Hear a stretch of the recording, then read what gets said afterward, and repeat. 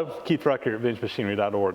Well guys, I'm going to put together the odds and ends video for you this week, but this one's going to be a little bit different than most that we shoot. I don't have any viewer mail that's come in this week, I believe, but we have got a lot of things going on that have been happening in the shop. I just kind of want to get you caught up to speed, also a little bit of news about some things coming up down the road. So we've been continuing to work out here the last week or so, or at least since my last odds and ends video, and just have got several things going on here in the shop that I want to share with you. Before I do that though, let me say this. We are going to have another work day out here coming up on Saturday, January 20th, 2018. Got to get used to saying that. And we're going to be working on putting ceiling up back here in the back shop. Now we did a couple of these work days last year. They worked out really good. We got some folks that came in, helped out for a day, and really got a lot of work done. You got a lot of people helping out. You can get a lot accomplished in a short period of time. And we are ready to start working on the back side of the shop. I'm going to give you an update on that in a minute, but again, right here at the very beginning of the video, anybody that's interested in coming down for the day, and yes, I realize that people are all over the planet literally, and that the vast majority of my viewers are just not in a situation where you can travel, but there are quite a few people that are you know, local to the area or within a few hours driving distance, and I've already received emails from several of you guys saying, hey, you want to come help out. Some of you guys have helped out previously. Some new guys want to come give a hand. So anyway, Saturday, January 20th, we're going to have a work day. We will probably end up having to have at least 2 work days to get all the ceiling done, but we're going to go ahead and get that one scheduled, see what we get knocked out, and then we'll probably plan another one in February or whatever. I really want to get my ceiling done before it gets too hot. Wintertime's a good time to do that because it's cooler in the shop, and you know, heat rises during the summertime. You can't work up there. It's just too dang hot. So we're going to try to get this done this winter time, similar to what we did last year when we finished the machine shop side. So anyway, with that, let's change gears. I want to give you a little update of some things going on here in the shop. So speaking of working on the ceiling, give you an update on the ceiling board. So I think I shared with you my last odds and ends. We got our lumber in to do this as a pine beadboard, and 256 pieces. I think we got 14-foot long board. So this is basically 1x6 material that's been milled down to a tongue and groove, and it's got the beadboard pattern in it. That's exact same material we use in the front half of the shop. Now I had a viewer made a comment, and I kind of laughed when I saw it. He said he really hated to see me painting these boards because he really liked the natural look that I had on the other side. It's the exact same white wash stain that we're putting on these boards that I put in the other side. So this is actually, I think, pickle white. It's a stain. It's not a paint, but it's kind of a white stain where you can still see the grain of the wood through it, but it does kind of lighten that board up. So you get a little bit more light reflection in here. That's the whole idea. But when you look up at it, there's no doubt that it's wood. It's not painted. Again, you can see the grain right through this. So anyway, we're doing the exact same thing we did on the front side of the shop, and we made a lot of work on this. I will have to tell you guys that I cannot take credit for any of this painting that's been done or staining that's been done so far. My college student, Miles McDonald, who was down here for a couple of weeks while he was out of school, he worked on this all last week and really got all this done, except for, I think there's 27 boards down here that haven't been done yet, and just ran out of time, and he didn't get those done. So I will have to probably get those stained up one evening or a couple of evenings this week. I'll come out and probably work on that this week. I'm kind of back at work now, so I don't have as much time to be spending out here as I did when I was taking some time off, but this will be some nice evening projects to come out here. Man, it's been so cold the last couple of days, I just hadn't wanted to come out here and do it, but we're supposed to be warming back up some this coming week, so I'll try to get these knocked out this week. So anyway, made a lot of progress on this. Really glad to see this. When we stained the boards, I had some scaffolding in here. We used this when we're putting the ceiling stuff up to kind of work off of, and I just set everything up, and we're using these as drying racks to let this stuff dry real good. Pretty much everything's dry now, and I need to get it all stacked up over here out of the way and take some of the scaffolding down so that we can get in here and start working on our workday on the 20th. So anyway, quick update on this side of the shop and getting ready for our workday. So the 28-inch Monarch lathe, been working on this. The week before Christmas, when we didn't have our wood in, we were doing some work on machinery. Again, Miles was helping me out, and he spent some time and really got this machine cleaned up the rest of the way. And I just couldn't stand it. I wanted to go ahead and try to get some paint on here. And so I started painting this machine. I got about half of it painted, maybe not quite half of it, but anyway, you can see how it's coming along. Now, I got this question on comments, or maybe it was email, I can't remember. It may even been I think it was actually on Facebook. I got this question this past last week or two. It says, how do I pick out what color I'm going to paint a machine? And that's a good question. And I don't really have a totally straight answer for you. It just kind of depends on several things. So first off, if I can match the original color, if I have evidence of the original color and I can match it, that's probably my first choice. Second is, what color do I like? If I didn't like the color that was on there originally, I probably wouldn't go back to it. So, I might go with something different. Like everybody, we all have preferences as far as colors go. So, that kind of factors into it. So on this lathe, why did I pick this color? And some of you might be saying, oh, I like that, or maybe I don't like it. Well, I was able to find original paint on this machine, and I was able to match it. And I'll show you here in just a second, but actually I had to take a cover off right here, doing some just maintenance or whatever. I had to take that cover off, and when I did, on the back side of it, it had been painted. And it was in an area right there where it was totally protected. No sunlight got to it, really didn't get any oil on it, and it was just a nice area in there that had original paint on there. And I knew that it was the original paint because I'd also found that same color when I removed some of the machinery tags that were on here. Some of the original paint was up underneath that. And in fact, I even pulled, some of it flaked off, and I pulled some of that off, and I checked the color, and it was a match to what was up underneath here. I took that plate to paint store, Sherwin-Williams, which is where I got my paint from, and they were able to use their computer and actually match it. And they came up, I mean, really, really close on the paint to match this thing. So anyway, that's how I came up with the color on this. And I can't decide what color it is. So sometimes I'll look at it and say, well, it's kind of a gray. Sometimes I'll look at it and say, well, it's kind of a green. And sometimes I'll look at it and say, well, it's kind of a brown. I think it's a kind of a combination of all three of those. But I kind of like it. So that's what the main thing is, hey, do you like it? Do I like it? You may not like it one bit. I kind of do like it. So, and that's what we're going with. Another thing about paint color for me, some people I know, they want every machine in their shop to look identical when they do a restoration. I kind of like for every machine in my shop to be a little bit different, to have its own personality. Yeah, it might be gray and gray, but maybe a slightly different shade of gray or something like that, or whatever colors I'm going with. So I kind of like my machines to have their own personality and their own color. Again, that's just me. That's what I like. And everybody's different when it comes to that, and there's no right or wrong answer. It's just, what do you like and what do you want to do? So anyway, that's a little bit as the color on this. Let me show you that the original paint real quick, and just so you can see that. So here's that back side of that plate that I was talking about that we found that had the paint that was pretty much in original condition. Yeah, there's a little bit of staining in some areas, but we kind of use this general area in here to match off of. And if you look right here, I don't know if you can see it on camera, but that's a little dab of the paint that they mixed, that they put on there to kind of compare it. And yeah, it's just a little bit lighter. But then I'm going to put some paint chips up here too that that I dug off the machine, that peeled off, and and those were actually a little bit lighter. But all in all, I think they did a pretty dang good job of matching the original paint. It's kind of an average of all of that right there. So anyway, that's what I ended up going with. I don't know what a color name on this is. It's just got a code that they matched it to, but that's what we went with on the Monarch, 28-inch Monarch. And I always get asked about what paint I'm using. This again is Sherwin-Williams. This is an oil-based enamel. This one's a gloss.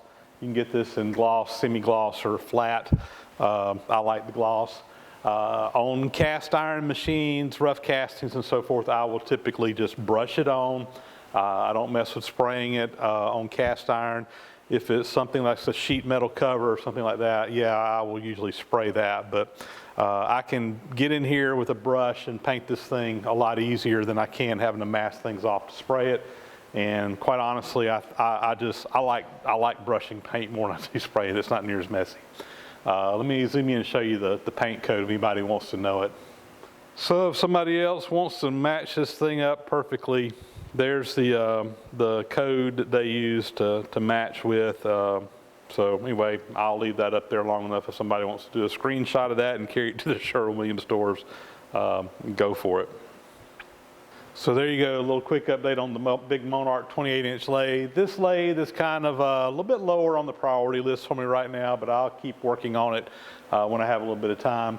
Again, I've got a little bit of electrical work I need to get done still, but I'm hoping to soon get a properly sized circuit in here, drop down so that we can wire this thing up and fire up and test it out. So again, I was told this machine was in good running shape when I got it, so I'm hoping that it's going to be more or less plug and play, other than getting a nice new fresh coat of paint. And at some point in time, we may do a complete full-blown restoration on this. Right now, my goal is just get her up and going and get her where she looks halfway decent. We'll evaluate how well this machine runs and how well it turns and all that, and then decide whether we need to go in. If we find a problem, obviously we'll have to fix it, but for right now, just get her up and going. That's my goal. Just another quick update, another little thing we've been working on the last week, actually this past weekend. Kind of got back on to working on my 16-inch Monarch lathe, which is much higher on the priority list. But haven't done much to it in the last month or two because we've had some other things going on. So the next step for this is getting the saddle all scraped in. And this past Saturday, Lance Baltzy, who has been to my scraping classes and was working on a Monarch 10EE. He's already done his saddle on his Monarch 10EE. And anyway, we've been kind of trying to figure out a time. He wanted to kind of come up and help me work on this. And he came up and spent the day Saturday. And the two of us together worked on working on scraping this in a little bit more. Now, I'm going to have a video that I'm going to talk a little bit more about this, but I did just kind of want to give you a little update. We have started the process of scraping in the saddle here, and like I said, I'm going to do a video and kind of show you kind of a plan of attack that we went on this, and I'm not through with it yet. So this weekend we got our this is where the cross slide goes. So we got both of these flats down here pretty much completely scraped in. We had done some of that work previously but not finished it. They are flat and are in the same plane with one another, which is good. And we started on the dovetail, scraping that in, and there was a good bit of waviness on this side over here, and we got it now pretty well flat all the way across. Now I got to work on the dovetail on this side, and it's got to end up being perfectly parallel with one another on both sides, which right now, even before I touch this side over here, is parallel within about 0.02 of an inch. So it's basically it's parallel, parallel, parallel, then it starts climbing up right in here, goes out about 0.02 here, goes back down to 1,000th, and then back parallel again. So we got a little bit of a heap. I'm not sure right now which side it's on. I need to get my straight edge back, my 18-inch straight edge back. I sent it to a friend of mine who's got it right now. I need to get that back because the straight edge we were using was a little bit short on this one. But anyway, we'll talk about that when we have the dedicated video. But we are hopefully going to get that 16-inch Monarch finished up and back up and running here before long as well.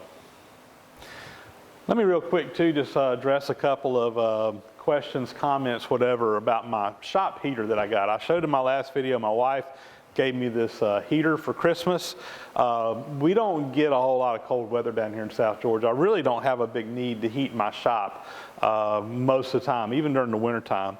But this last week, we've had an Arctic blast come through here, as has most of the people in the country, particularly on the eastern half of the country. You guys know better than I do how cold it's been. Well, the cold has gotten down to South Georgia, and it's been an interesting week this past week. You know, we will, in South Georgia where I live at, most winter days, I mean, you're going to probably get up into the 50s, if not 60s, sometimes even 70 degrees Fahrenheit. But this past week, we've had almost a solid week where we've dipped down into the low to mid 20s at night, which is very unusual.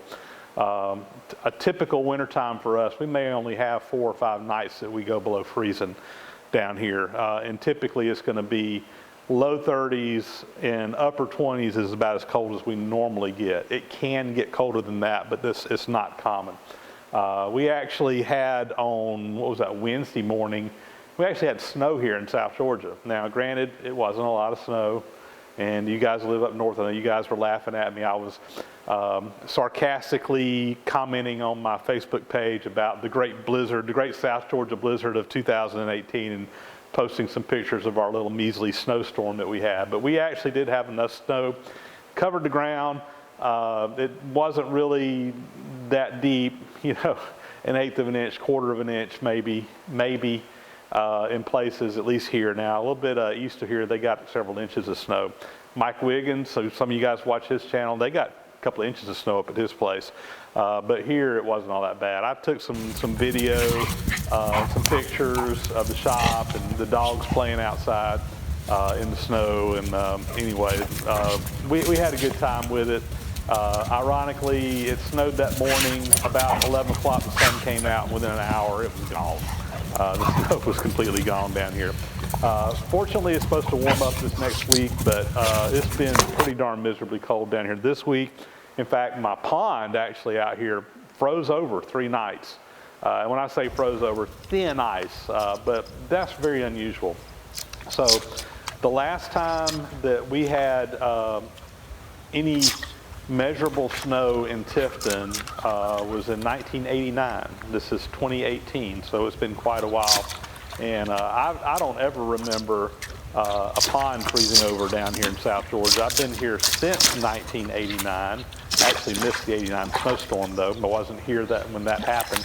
But I've been living in South Georgia pretty much since 1989 and never seen anything freeze over. I talked with some of the guys that have been down here longer than me, and they said the last time we had cold enough temperatures for an extended period of time that ponds were freezing was back in the mid-1980s. So it's been a while.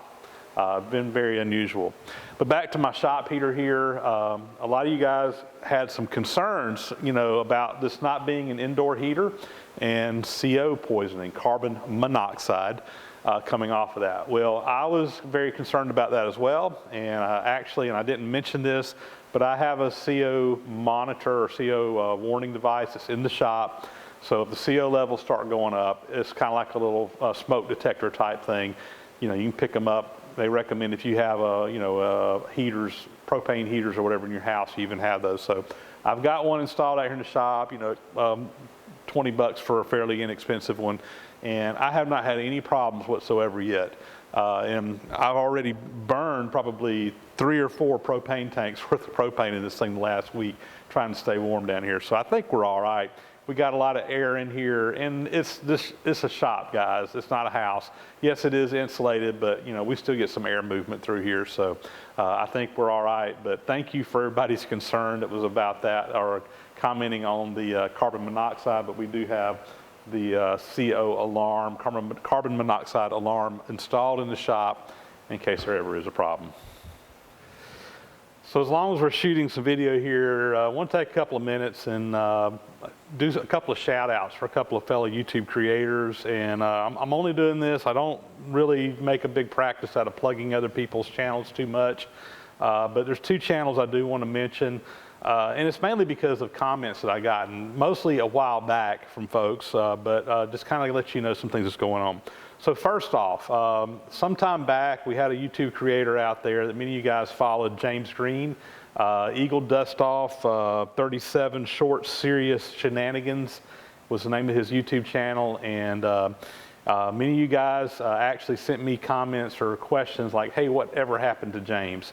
Well, I don't know exactly what happened, but for a while he was off of YouTube. James is back on YouTube now. His channel is back up. His videos are all back up again. And if you were following him, I don't know that if you were following him previously, if his channel's going to, I think he may have started a new channel again and just basically put everything back up. But James is back. on YouTube making videos and what have you. James has been a friend of mine for several years. We met, I guess, 3 years ago out at the Bar Z Bash, and I've remained good friends with James, and we follow each other on Facebook and kind of communicate back and forth. But if you're following James or you're looking for another guy to be following or whatever, go check out his channel, and I'll put a link down in my comments down below, and here's a link right down here too to his channel name if you're looking for him. So and then if you just want to click on one, go down to my comments. The other one I want to mention is Paul Hamler. Paul, if you guys remember, it's been almost a year ago, I went and did a shop tour video and spent quite a bit of time, put up several videos showing the work done in his shop. James is the guy that makes the little miniature tools and does some just absolutely fantastic, high quality craftsmanship, mostly in miniature size. A lot of machining, some casting, some CNC work. He does a little bit of everything. And at that time when I shot the video, he had not really started a YouTube channel. He's had one up now for quite a while. He's got a good bit of content up on that video or on that channel. So I know many of you guys asked, you know, hey, when's he going to have a channel up? I've even had some comments come in recently, you know, about Paul's channel, wanting to know if he had a YouTube channel up yet. So I do want to make a comment there. Yes, Paul has his YouTube channel up and going, and I'm going to put a link. The channel name is again right down here, and there'll be a link in the comment section or in the description down below of the video that you can just click on and take you to his channel. But anyway, just 2 shout outs for those 2 guys. The other thing I want to mention, or another thing I want to mention is this past week I was up in, had to make a trip up to Middle Georgia, and I took the opportunity to swing by Tera and Scott Tyndall's house and drop off the little Mini-Lathe that we had the giveaway on. So I know it's been a little while since we did that, but anyway, I went by and spent a little bit of time, probably spent about an hour there visiting with Tera and Scott. Tera gave me the grand tour. It was freezing cold that day outside, but I still got the grand tour of their shop. Anyway, had a really good time visiting with those guys. And so I just want to let you know that the little Mini-Lathe giveaway is there. And I know Scott has a YouTube channel as well, Scott Tyndall's Home Shop. Heck, as long as I'm plugging channels, we'll put a link down here below. And you can probably go check out some videos on his channel. If they're not already up, they will be up soon, showing the Mini-Lathe and them getting it going. So I actually saw a little video that Scott posted on YouTube, not YouTube, on Facebook the other day, and they had the lathe running and was actually making a little knob on it, just a real quick and dirty project they were doing, and I think they've got a few little issues they got to work with. I think the motor he was using was a little bit too fast for that lathe, and I think he's found a little bit slower turning motor that would be more appropriate to power that lathe with that he's got coming or something. So anyway, go check out their channel, and you can follow Tera and her dad Scott. It's really more Scott's channel, but Tera's on there a lot, and I'm really anxious to see him get that lathe up and going, and to see Tera actually doing some work on that lathe. So Scott will be looking forward to seeing that. Well, guys, I'm out here with Miss Tera Tyndall. Say hello, Tera. Hi. And we are delivering her lathe. So what you think about the lathe, Tera? It looks great. I love all the other stuff that came with it. Can't wait to use it. And what you gonna do with it? I'm gonna just make cool stuff with the metal we have, and I'm gonna make a little handle for a little tiny jack again. Okay. Well, good. Well, they're gonna mount it right here on top of her toolbox. We talked about getting her a piece of wood to put it on up there, and still need to get a motor for it. But I think Scott's got a lead on maybe getting a motor for it. So, but hopefully he can get all this stuff working for Tera. And Tera's got plenty of tools and so forth. She was showing me all of her tools a while ago. She's got a whole bunch. If you haven't, go check out their YouTube channel. What is your YouTube channel? Scott Tyndall's Home Shop.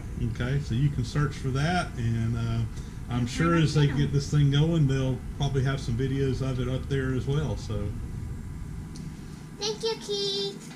Well, thank you, Miss Tara, and thank you to everybody who has sent in other stuff. Like I said, we've got the Morse tapers, we've got the Armstrong tool holders here that have been sent in, and I think they got a quick change tool post that's going to be coming in soon that another viewer's sending in. So hopefully we got them set up here where Miss Tara can learn how to do some lathe work. Yeah. I'm excited for her, and I know she's excited.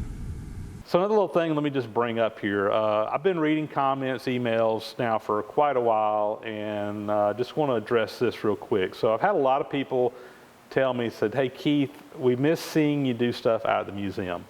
And let me tell you guys, I'm not by any means through doing stuff out at the museum. You're going to continue to see me working on museum-related projects.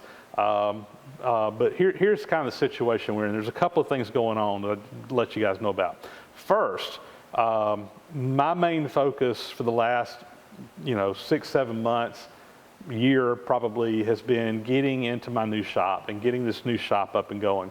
This new shop is going to enable me to do a lot more for the museum than what I was able to do out there, because I was really limited on space, machinery, equipment, etc. And having a better space to work in here at my home shop is going to really kind of enable me to do more out at the or for the museum, I guess. And we'll still be doing some stuff out there as well. So don't worry about that. I know some of you guys are more interested in machining and seeing stuff done. Well, just bear with me, guys, because right now my priority is to get this shop up and going so that I have a finished space that I can go into and work, and have the machines and tools to be able to do the work that I want to do. And that is quite honestly occupying an awful lot of my time right now. And as I've told you guys many times before, what I shoot videos on is whatever I'm working on. And here lately, I've been working on the shop a lot. So that's what my videos have been more about. So hang with me. There's going to be more coming. Part two to that is quite honestly, there hasn't been a whole lot of need out at the museum here lately for me to work on stuff, which is a good thing, because that means nothing's broke down, nothing needs fixing. Maybe not nothing, but nothing of any significance that have been called in and asked to help do. I have multiple projects that are kind of in the works right now out there. I've got 3 different projects related to the Vulcan steam locomotive. Some of that's going to require a little bit of prep time to get ready to do. Some of that has got to be done at times when we can basically take the locomotive out of service for a period of time so we can tear into something and fix it. So 3 different projects going on there. So we've got, I'm actually right now in the middle of getting some drawings done to have a part cast that's going to go in the smoke box. It's a steam nozzle that's missing out of our locomotive. We were able to find some original blueprints so that we could replicate that part, and you're going to be seeing some work on that coming up. We'll have a pattern made, we'll send it off and have it cast, and then bring it in, have it machined, and then install it into the locomotive.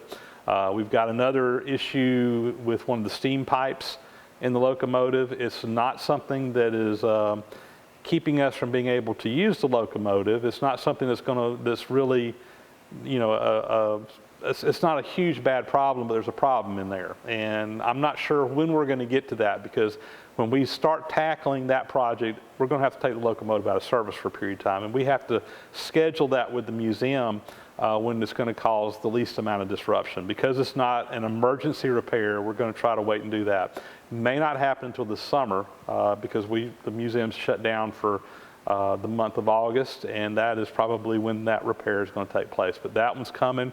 That one's going to require some interesting machine work and setup work. I've already kind of got a plan of attack on how I'm going to do it when the time comes, but it's going to take time. We're not ready for it yet. Another project related to the locomotive is we're needing to have some new bearings made for the links between the wheels, the driver links and so forth. And again, that's going to require doing some pattern making, casting some bronze bearings, and then doing some machining work. And I've kind of got drawings done of those. Probably going to have to actually make wooden patterns for those parts. They're a little bit too big to 3D print like some of the ones we've done in the past. So anyway, that's coming. And quite honestly, I need to get my wood shop going so that I can do the pattern working to be able to make the patterns and so forth. So again, just letting you guys know, I have not abandoned the museum. We're going to have projects out there. Long term, I'm keeping my fingers crossed that the museum is going to give us the go-ahead to start rebuilding the second steam locomotive that's out there. So the museum has a Porter 040 locomotive made, I think 1924 if I remember correctly. And basically we need to just tear that whole locomotive down and rebuild it from the ground up. That's a project I'm personally pushing for because I think it would be a great project for me to be doing at the museum. It's probably going to take, several years to do this project. It's not a small project by any means, but it would give me something that I can do. And when we get to that, we'll be obviously out of the museum doing a lot of that work, as well as bringing projects into the shop here as things need to be made and what have you. So anyway, I just wanted to address that. So bear with me, guys. Priority one is get my shop finished so that I can come out here and work. So anyway, with that, I think that's pretty well going to be a wrap on this video. I think I've covered everything that was on my list I wanted to cover. So anyway, thank you guys as always for watching. We've got some more content coming up, machining and machinery related content coming up very soon. Again, we're going to have our workday on January 20th. If you are wanting to come help with that, send me an email. Again, right down here below, send me an email, let me know you're coming. Please don't do it in the comments. Send me an email because that's going to be a better way of getting in touch with me for that. So anyway, with that, thanks for watching, guys. We'll talk to you later.